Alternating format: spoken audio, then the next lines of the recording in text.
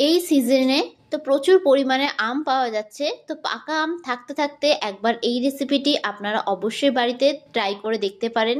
এটি বানানো যেমন সহজ, খেতে কিন্তু ঠিক তেমনই সুস্বাদু হয়। আর মাত্র কয়েকটা উপকরণ দিয়ে কিন্তু আপনারা এটা তৈরি করে ফেলতে পারবেন।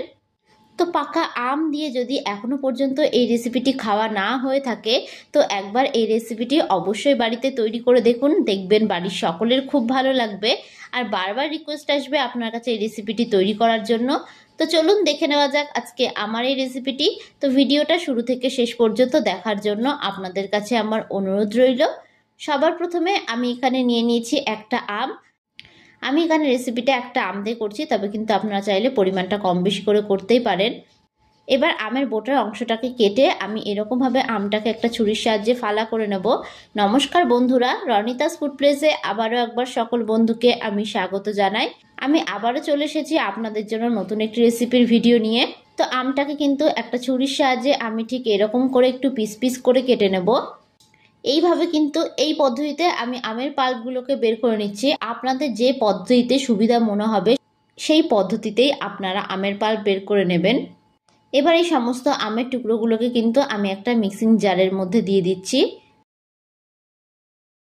তো সমস্ত আমের পাল্পটা কিন্তু আমি মিক্সিং জারের মধ্যে দিয়ে দিয়েছি।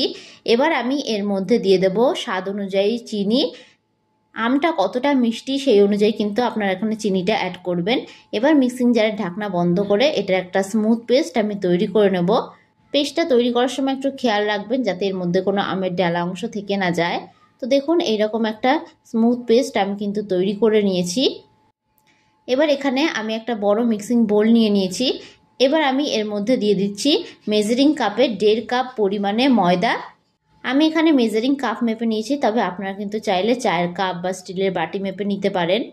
এবার আমি দিয়ে দিচ্ছি ওই কাপেরই 1.25 কাপ পরিমাণে সুজি।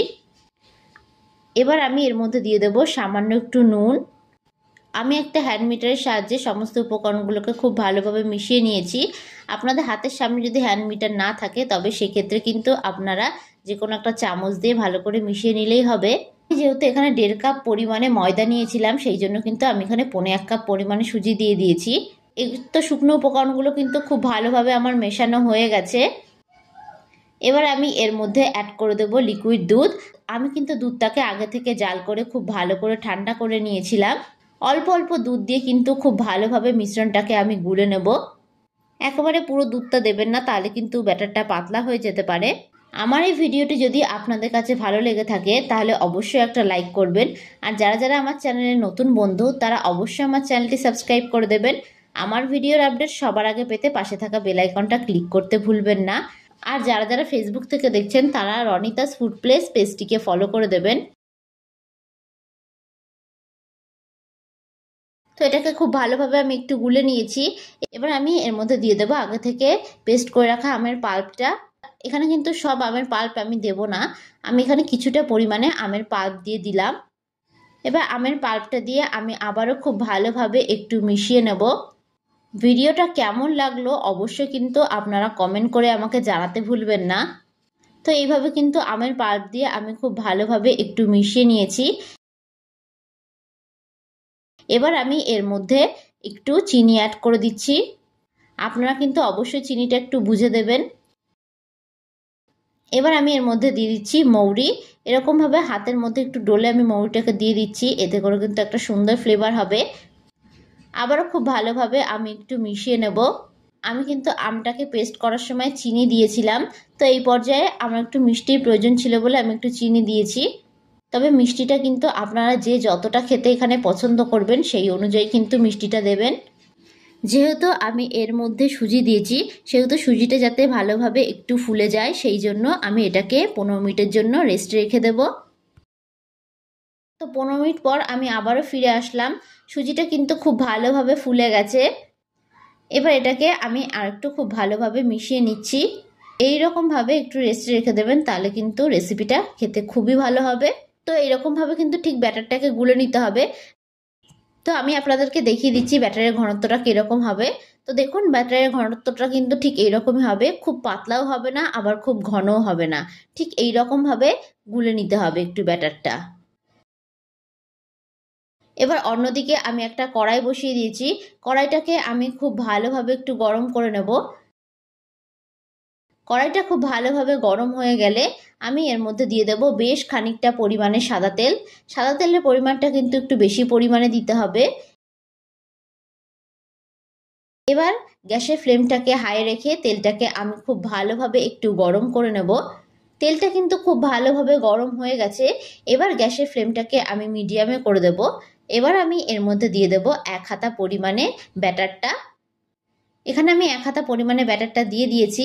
এবার একটা খুন্তির সাহায্যে আমি তেলটাকে ঠিক এইরকমভাবে একটু ওপরে ওপরে দিয়ে দেব। এরকমভাবে একটু তেলটাকে ওপরের দিকে ছিটিয়ে দেবেন, তাহলে কিন্তু দেখবেন খুব ভালোভাবে ফুলে উঠবে। তো দেখুন কি সুন্দর গোল বলের মতন ফুলে উঠেছে। এবার এটাকে কিন্তু আমি উল্টে দেব। উল্টে পাল্টে আমি কিন্তু খুব ভালোভাবে এটাকে ভেজে নেব। গ্যাসের ফ্লেমটাকে হাইয়ে রেখে ভাজবেন না, তাহলে কিন্তু বাইরে থেকে কালার চলে আসবে আর ভেতর থেকে কাঁচা থেকে যাওয়ার সম্ভাবনা থাকবে। তো গ্যাসের ফ্লেমটাই কিন্তু এই অবস্থায় মিডিয়ামে রেখে ভাজবেন। তো দেখুন খুব ভালোভাবে কিন্তু ভাজা হয়ে গেছে আর কি সুন্দর গোল বলের মতন হয়েছে। তো এবার এটাকে আমি একটা ছাঁকনির সাহায্যে তেল ছেঁকে তুলে নেব।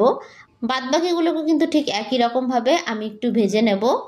আমার এই ভিডিওটা আপনাদের কাছে যদি ভালো লেগে থাকে তাহলে অবশ্যই একটা লাইক করবেন। আর যারা যারা আমার চ্যানেলের নতুন বন্ধু তারা অবশ্যই আমার চ্যানেলটি সাবস্ক্রাইব করে দেবেন।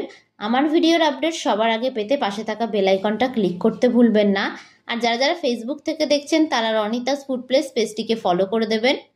তো এইভাবে একটু কাজটা করে নেওয়ার চেষ্টা করবেন, তাহলে কিন্তু ভেতর থেকে পুরোপুরি সেদ্ধ হয়ে যাবে। তো ভিডিওটা শেষ পর্যন্ত দেখার জন্য আপনাদেরকে আমি অসংখ্য ধন্যবাদ জানাই। তো দেখুন খুব সুন্দরভাবে তৈরি হয়ে গেছে আমের মালপোয়ার এই রেসিপিটি। আপনারা অবশ্যই একবার এই রেসিপিটি বাড়িতে তৈরি করে দেখতে পারেন। খেতে কিন্তু বেশ হয়, আর একবার খেলে কিন্তু বারবার খেতে মন চাইবে। এগুলো কিন্তু খুব সফট ও নরম হয়েছে, আর ভেতর থেকেও কিন্তু একটুও কাঁচা নেই। তো আজকের মতন আমি বিদায় জানালাম। আমি আবারও হাজির হব আপনাদের সামনে নতুন একটি রেসিপির ভিডিও নিয়ে। তো আশা করি আপনারা সকলে ভালো থাকবেন, সুস্থ থাকবেন। ধন্যবাদ।